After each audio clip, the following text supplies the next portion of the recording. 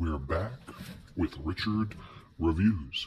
Today we are reviewing a book for richardreviews.com. Here on YouTube, titled Griffin Chestnut.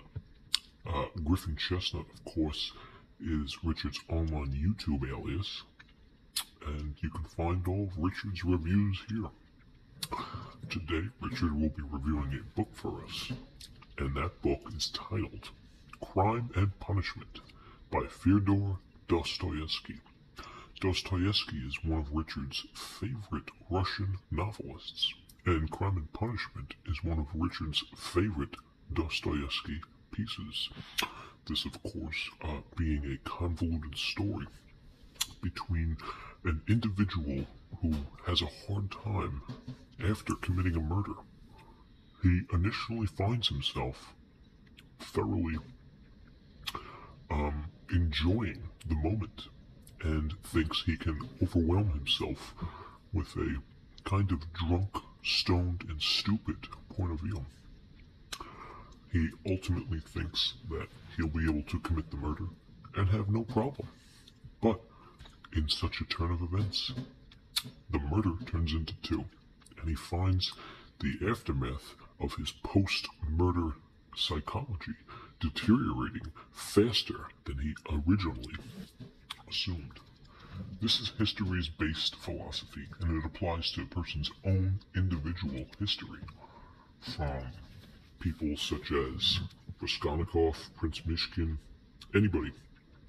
Dostoevsky even completed The Idiot in a formidable time, as well as the novel Devils and the Brothers Karamazov. He was not a Marxist, but he was heavily influenced by Marx and other Marxists. Dostoevsky, of course, had a rough childhood, beating his ultimate gambling addiction. He was sent to Siberia, as were most of his characters in his novels, and he concluded that in order to complete his dietary needs, he needed to start a diary. In his diary, he completed his dietary needs, and his diet formed a dice of the dole. The dice of the dole was the purpose of the existential philosophical notion that neither by God or the blind, the die by dole is the cream de la cream, the crop of the crop, and the spoke of the spleen. Richard formalized an essence or purpose, in other words, to free his choices and actions should he simply acquire it through his life.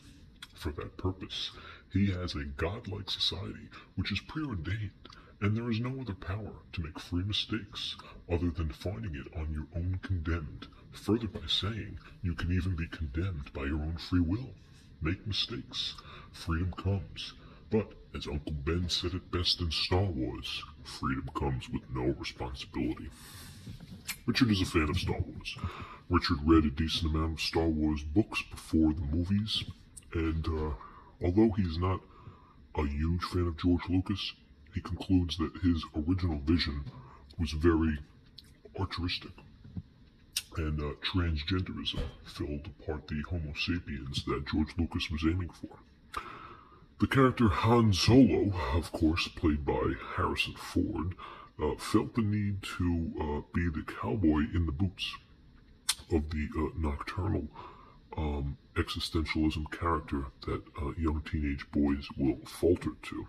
Princess Leia, of course, being Luke's sister, brings into that notion of incest before it was even popularized in popular porn culture.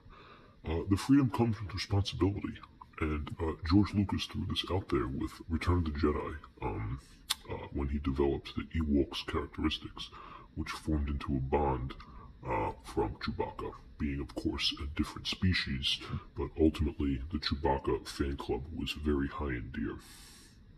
The Seth Rogen fanboy club brought in a more atrushed notion to the cheesy pie that most individualists bring in to the Slovenia, which is the most important figure today that identifies with a history-based philosophy. That is to say, of course, there's nothing wrong with that. It's just that Marxism has played its course in Russian Revolution in 1917, where the country faced its own 2 revolutions in 1 year, and Soviet Russia would, of course, never be the same. As we take a look at this piece, this is Richard's piece, so we need to keep it in good condition, but right off the bat you can tell the cover. Okay, this is a Wordsworth Classic Edition, so it's a very brim. Okay, and the cream along the sides is very niche, if you will. You can tell that the tradition of its core in this piece is revolutionized in the middle of the character's individuality. Now, the piece on its whole, Richard was able to obtain this piece in 2014 from a private contractor in the Yukon Valley. Richard completed this book in 2014 as he read about the communist utopia, which individual history, of course, shows that is numbly not here for us. Inside the piece, as we get into it, it is a rather heavy piece, and it gets into the Dolsties of the Dostoevsky, Krisky, and the Yoshins, which are formidable in this respect. So as we take a look at the cover, as you can tell, nipple to nipple, north to south, cream to cream, the dialect is very strong. The brim is very well. View in the top. Good cream along the top, page is very good condition. Good cream along the side, very well good cream.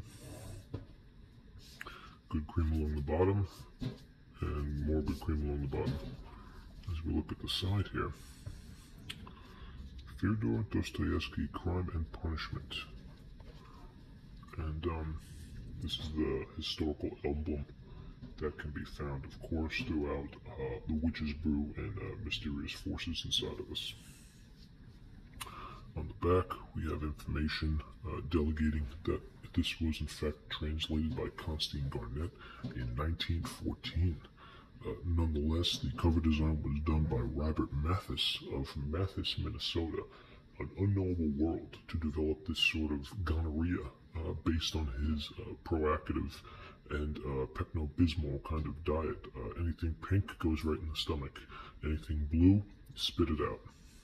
Very good words, very good anomaly, and it is a selected example of all of Dostoevsky's pieces. It really brings into like a notion where you can suck it out and then bring it in. This being a soft cover, as you can tell, you can see how wavy it is. And it's got good brim, up and down brim, and nice cheeks, very good cheeks. As we take a look inside Crime and Punishment, give you a taste and a feel for the text size. You can pretty much tell that this is part of Dostoevsky's universe. As for all the notions that are inside Crime and Punishment. So here we go, Crime and Punishment. And this brings into the names and principal characters. Of course, the book gives you a little cheat sheet to help you understand, since it is a little dense, and if you're not used to Russian names or Russian sayings for that matter.